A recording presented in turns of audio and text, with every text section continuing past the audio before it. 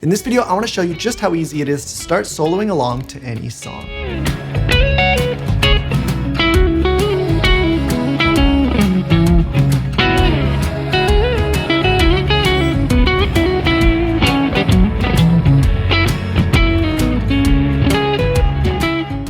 Now I've created a soloing cheat sheet for this video, and it's gonna have all the graphics from this lesson as well as the fretboard diagrams. It's also gonna have some important pieces of music theory and context, something for you to have with you whenever you do plan on soloing along to the song to kind of make things a little bit easier. Normally I'd have this available over on my Patreon, but I've decided to make an exception, and this one you can download totally free. There's gonna be a link at the top of the description, so if you wanna grab it, you can find it there. So first things first, I wanna dispel a pretty common misconception when it comes to soloing over songs, and that is that you need to play a different scale or a different shape over every single chord in that song. The truth is, you only need to play a scale that aligns with the key that the song is in. So as long as there's no key changes, one scale can be played throughout the entire song. Now, the best and easiest scale to use when you're learning how to solo is position 1 of the minor pentatonic, and that scale shape looks like this.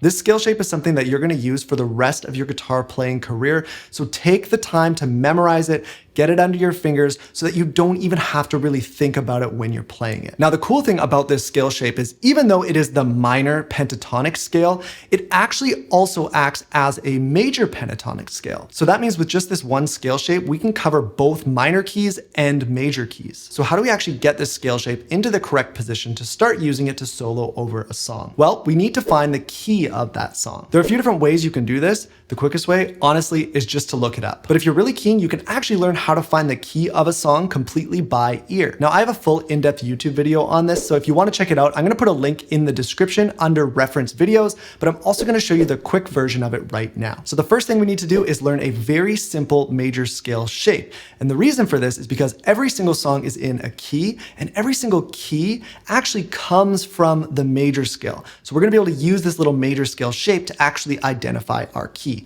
So the shape looks like this.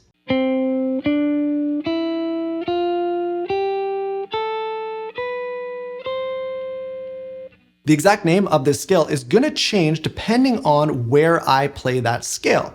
So in this position, when we're playing on the 5th fret, this is a C major scale. So the first and last note of the scale are C notes. I like to use my high E string as my navigation string. So that note that I'm ending on, the 8th fret of the E string is a C note. That means that this scale is a C major scale. If I were to move that exact shape up, let's say 2 frets, well, it would still be a major scale.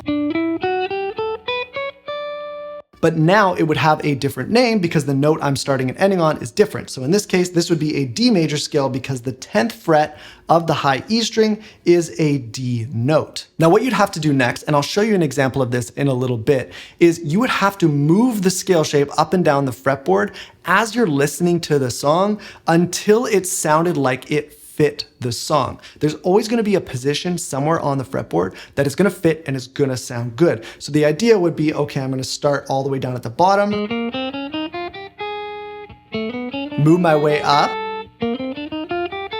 all the way up the fretboard until I found a spot where every single note sounded good. So it's gonna take some practice. We call this ear training because you're basically learning how to play guitar by ear, but eventually you're gonna find that spot where it sounds great, and that is gonna give you the key of the song. So let's say it does land here on the 5th fret. With that C major scale, that would mean the key of my song is C major. And the cool thing is now with that pentatonic scale, that lives right on top.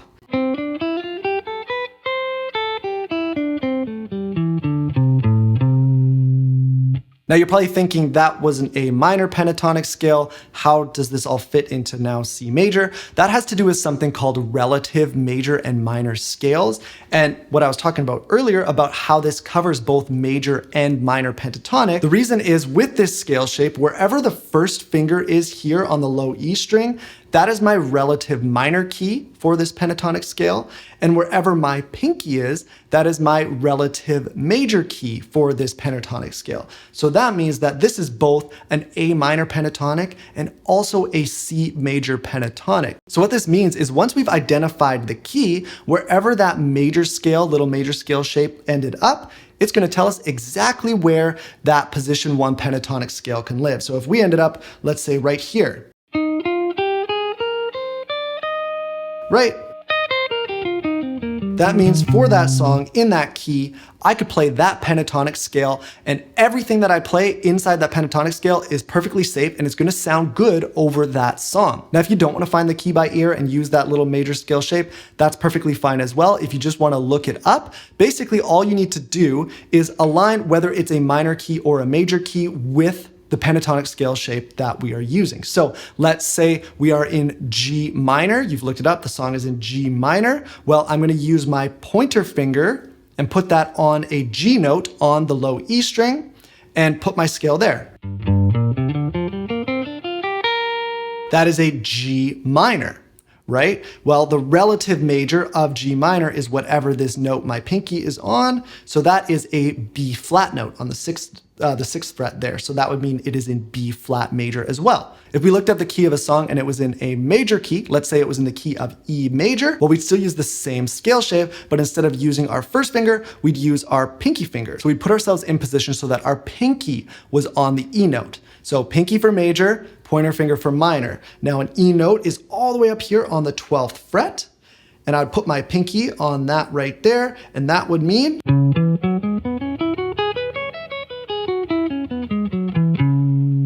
if I was playing that scale in that position, I would be playing in the key of E major. So you know your scale shape and you know how to get that scale shape into the right position for the song that you want to play over. But at this point, it's just a scale. You're not actually soloing, you're not playing any licks, right? So the trick to turning this into licks, now you could learn some basic pentatonic licks, you could look them up, you could copy some stuff, but what I'd recommend you do is basically fool around with the scale. Because all a lick is basically changing the order of the notes, changing the rhythm of the notes, adding a bend or another lead guitar technique to the notes. The scale is just giving you the notes you're allowed to play around with. Now, depending on your skill level, this might look different, but instead of just running up and down the scale, try changing the order of the notes. Try skipping a note. If you want, try speeding up and slowing down the rhythm of the notes, because that's what's going to turn it into a lick, right?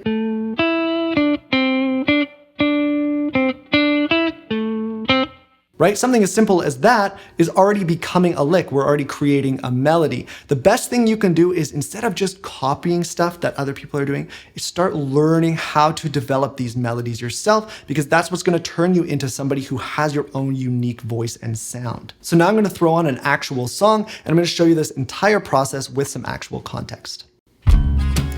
So the first thing we need to do is figure out the key of this song. Now, I already know that the key of this song is C sharp minor, but if we were to use our little major scale method for doing it by ear,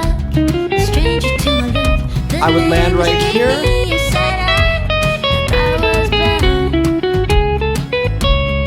Every single note there sounds like it fits.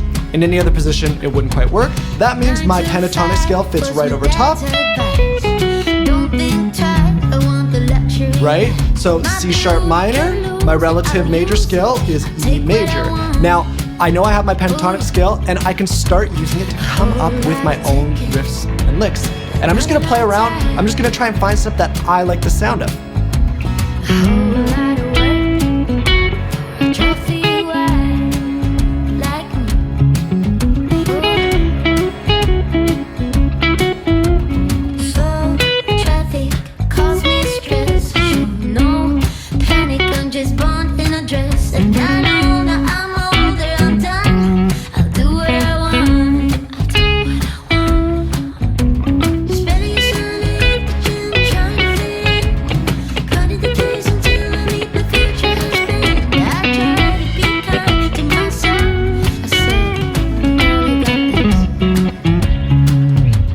And as long as you're putting that scale shape in the right key, you can get to work making your own riffs, your own licks, and eventually, as you learn more, you can expand outward from that one pentatonic scale shape, and eventually you can cover the whole fretboard. So as far as what you should watch next, I have a lesson where I flesh out this basic minor pentatonic scale shape a little bit more, kind of give you some more options by combining the natural minor scale and the major scale with this pentatonic position. It's really gonna help kind of give you more freedom and a little bit more wiggle room with your note choice. So if you want to check that video out, I'm going to put it up in the middle of the screen for you now. Make sure you go down into the description and grab that free soloing cheat sheet as well. It's really going to come in handy when you leave this lesson and you're trying to do this stuff on your own.